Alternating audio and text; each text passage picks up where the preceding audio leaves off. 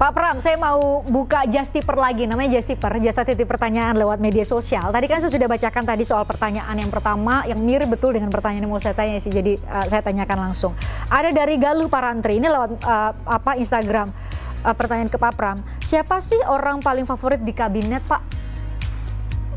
Kalau saya atau Pak Jokowi atau Pak Pram? Saya terus terang karena sehari-hari sama Pak Pratik, saya mau Pak Pratik. Soulmate ya? Gini, dari dulu yang namanya Seskap, Seknek itu selalu ada rivalitas, nggak pernah akur. Dari dulu ya? Dari dulu.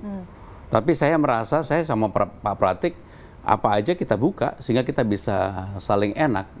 Dan bahkan sama sekali nggak ada rivalitas dan ini yang kemudian juga membantu pekerjaan menjadi lancar. Nah, itu tuh jadi orang paling favorit di kabinet adalah Pak sama Pak Pratik. Basuki. Oh, sama Pak Basuki karena? Iya. Karena dia koboi dan juga paling banyak nemenin presiden sama saya. Tapi viral yang di yang foto yang dibalik itu.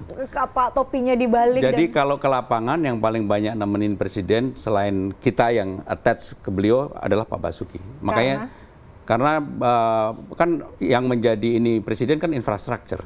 Sehingga beliau bangun di mana-mana dan Pak Basuki yang paling sering diajak. Dan Pak Basuki sangat atraktif dengan berbagai bawa kamera dan lain-lain. Jadi kita kalau dengan Pak Basuki dengan presiden itu bisa ngobrol apa aja. Oh iya. Musik lah, olahraga lah. Nyambung lah ya. Nyambung. Makanya mungkin presiden juga nyaman ya. Ya apapun beliau juga harus tidak selalu urusan pekerjaan yang harus kita ajak ngomong. Kalau enggak ya apa boring juga. Bagaimanapun presiden tetap manusia. Manusia. Ya, beliau sangat detail, tapi ternyata ngobrolnya juga bisa santai ya, Pak Pram. Banget. Pak Pram, ada pertanyaan dari Agak Gagas nih katanya. Jika lagi senggang, apa sih yang Pak Pram lakukan? Saya kebetulan kalau senggang nonton NBA. Basket? Basket. Kemudian juga nonton olahraga yang di Indonesia. Sepak bola, kemudian bulu tangkis. Tetapi kalau ada waktu saya selalu bersepeda. Saya bersepeda setiap minggu rata-rata, setiap minggu nih. Sepedaan 3 kali, rata-rata di atas 150 kilo. Bahkan katanya pernah ya dari Jakarta ke Istana Bogor. PP. PP? Iya. Wow. Hari Sabtu kemarin Jakarta, Sentul, PP. Itu 100 kami punya visualnya, kita tunggu nih teman-teman bisa bantu nggak untuk menunjukkan kepada pemirsa Pak Pram itu naik sepeda, bersepeda itu dari rute. Nah ini fotonya nih Pak Pram. Oh ini waktu di Halim. Oh. Ini waktu di mana ini ya? Ini saking seringnya naik sepeda, bersepeda jadi lupa. Tapi bisa sampai 200-an kilometer memang per minggu. Bahkan itu ditarget? Ditarget. Bahkan besok hari Sabtu kita rencananya sepedaan dengan teman-teman dan ini juga teman-teman partai bersepedaan dari Kediri ke Blitar PP itu 100 kilo. Wah, saya bagian nonton Pak Pram aja ya. Karena kita memang bersepeda ke tempat Bung Karno sekaligus nyekar Bung Karno baru pulang ke Kediri. Oke, saya bagian memberi semangat saja sama Pak Pram. Pak Pram ini karena tadi saya sebutkan sebelum jeda, Pak Pram ini kan sudah hampir berapa tahun ya? 8 tahun ya bersama Pak Jokowi. Kita mau uji apakah Pak Pram bisa sebegitu mengenal Pak Jokowi. Kami punya beberapa visual kita tampilkan nih supaya Pak Pram bisa tebak. Kalau ini Pak Pram, Pak Jokowi itu suasana hatinya lagi apa? Beliau kalau begini malah beliau ada jahilnya. Betul. Kalau lihat mata, bibir itu ada jahilnya. Bukan yang terlalu serius. Presiden kalau jahil gimana? Ya biasanya menterinya yang dikerjain kan. Misalnya? Gitu. Biasanya beliau kenapa Pak Basuki sering diajak atau Pak Bahlil? Karena Pak Bahlil juga lucu. Gitu ya. Nah presiden kalau butuh yang begitu biasanya mengundang itu. Teman-teman. Menurut saya ini presiden sedang tidak terlalu serius. Oke, sedang tidak terlalu serius. Visual berikutnya, foto berikutnya kita lihat. Kita lihat visual berikutnya. Nah kalau ini. Sidang kabinet. Beliau sedang serius. Ini kalau enggak beliau sedang menyampaikan statement. Pasti ini beliau sedang serius. Oh pasti ini sudah. Wah ternyata benar ini sedang menyampaikan pernyataan mengenai pelonggaran kebijakan ketika ada pembatasan. Iya. Makanya ini wajah beliau sedang serius. Oh oke. Benar ya. Oke. Berikutnya kita lihat. Nah kita lihat berikutnya. Nah ini lagi KTT tapi beliau online. Ini bisa ditebak nggak suasana hatinya? Beliau sedang mendengarkan tokoh ataupun apapun, kalau enggak beliau sedang menyampaikan. Tetapi pasti ini bukan yang secara langsung, tetapi secara online kemarin waktu pandemi. Dan ini di Istana Bogor. Bisa nebak dong tempatnya. Ya karena dekorasinya kita yang sedetail itu Pak Pram. Oke, sampai bunga dekorasi dihafalin ya. Oke, ke visual berikutnya ini yang terakhir ya. Nah ini. Di pasar atau di lapangan, ini pasti beliau lagi dengan rakyat. Oke, beliau ekspresinya bisa sangat-sangat mendengar. Ini pasti beliau dengan rakyat, dengan masyarakat, lagi mendengarkan aspirasi masyarakat.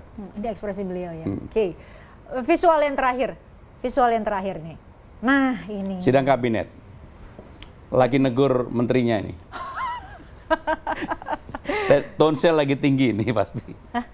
Beliau tonsnya lagi tinggi, karena kalau tonsnya tinggi beliau begini.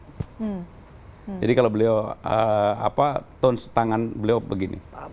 Pergerakan tangannya seperti ini Bapak sudah hafal betul. Ya, sudah hafal. Ada menteri yang mungkin. Jadi kalau mau taruhan berapa aja pasti saya menang ini.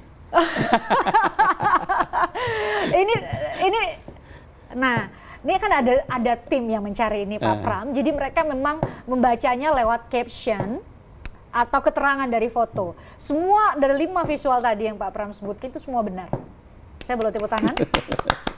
Ya gimana nggak benar sehari-hari, kalau nggak benar berarti saya nggak ini presiden dengan benar-benar. Harus tahu benar. Bahkan kita tahu kalau presiden menggoyangkan kaki tadinya apa, artinya, kita yang tahu itu biasanya. Berarti ini jangan-jangan key performance indicators yang paling tinggi jangan-jangan Pak Pram. Iya. Oh iya. Serius Pak Pram? Oh enggak. Kalau saya kan bagian menilai jadi ya. Kalau misalnya nih Pak Presiden itu kan sangat detail, kami lihat menteri itu tidak berhenti diminta diberi tugas, kemudian dicek lagi, dievaluasi dan lain-lain. Kalau ada menteri yang mau dipanggil sama Pak Presiden biasanya lewat Pak Pram ya? Kalau gini, kami membagi tugas, saya lebih banyak mendampingi beliau keluar kota. Oh, bagi tugas sama Pak Pratik. Ya? Kalau yang menyiapkan rapat saya, tapi yang sehari-hari mendampingi kalau ada menteri yang dipanggil Pak Pratik. Tapi biasanya kita berdua saling tahu lah begitu. Saling tahu ya. Nah kalau ini ada kesempatan langka sekali ya Pak Pram, lama sekali nggak muncul di layar. Jadi sebenarnya sih pemirsa obrolan malam mau tahu hal apa yang selama 8 tahun ini kami kan lihat Presiden di penampilan publiknya. Hal apa yang belum diketahui sama publik menurut Pak Pram dari sosok Pak Jokowi? Kalau beliau mau reshuffle itu nggak pernah bisa diduga. Nggak pernah bisa diduga. Jadi bahkan terhadap menteri yang mau di-reshuffle pun, saya nggak nyebut nama ya, nggak enak. Itu kita masih bisa satu mobil, kebetulan saya sama beliau, sama menteri yang di-reshuffle. Jadi tidak ada ekspresi marah begitu nggak ada, begitu malam mau dipanggil, disampaikan oleh beliau secara langsung. Ekspresinya waktu itu kalau saat menyampaikan? Ya kita ada, tapi ini kan kewenangan beliau. Tapi beliau bisa itu menjaga yang menjaga. Dalam hal, misalnya ketika beliau sudah memutuskan yang akan ditunggu publik lah, ini Panglima TNI. Saya sama Pak Pratik pasti sudah tahu. Tapi kita berdua tidak akan pernah bicara ke publik sama sekali. Walaupun kita berdua tahu gitu. Tadi di awal ya Pak Pram bilang ya, kalau sekarang itu banyak tahu tapi kemudian menahan diri untuk bicara. Menahan diri untuk bicara. Itu sesuatu yang disengaja atau Pak Pram kemudian memilih langkah itu atau itu arahan Presiden? Kami memilih karena supaya tidak terjadi perdebatan di ruang publik. Karena kan nggak semua, mohon maaf dengan segala respek saya, nggak semua di istana itu tahu apa yang terjadi yang sebenarnya. Karena kita tahu dan nggak boleh salah. Kalau salah kan kredibilitas pemerintahan ini juga dipertanyakan. Masa tangan kiri kanannya presiden nggak tahu hal-hal yang menjadi putusan presiden, pasti dipertanyakan. Maka dengan demikian Pak Pratik sama saya dua-duanya pasti jarang bicara. Ini mungkin lebih dari 5 tahun saya nggak pernah ke studio sama sekali. Nah makanya kami spesial sekali nih hadir di obrolan malam. Kalau pemilihnya bukan teman saya juga nggak mau. Ini spesial ya menjadi apa guest booker. Jadi biasanya kan kalau ada narasumber yang mau diundang harus guest booker. Spesial sekali guest bookernya tampaknya bisa datengin Pak Pram ya ke studio BTV. Jadi pertanyaan Pak Pram, karena kalau saya sih nostalgia Pak Pram ada di DPR. Pak Pram itu yang paling kami sering rongrong. Pak Pram, ayo dong kami mau live. Pak Pram ada isu ini. Jadi saya merasakan betul perbedaannya ketika Pak Pram menahan diri dengan tadi ternyata adalah pilihan untuk menjaga jangan sampai kemudian ada narasi yang ambigu atau kesalahan penyampaian informasi karena ini namanya ngurus negara ya Pak Pram ya. Kemudian Pak Pram memilih itu. Saya pingin kita ngajak nostalgia di paruh berikutnya di obrolan malam. Sesaat lagi.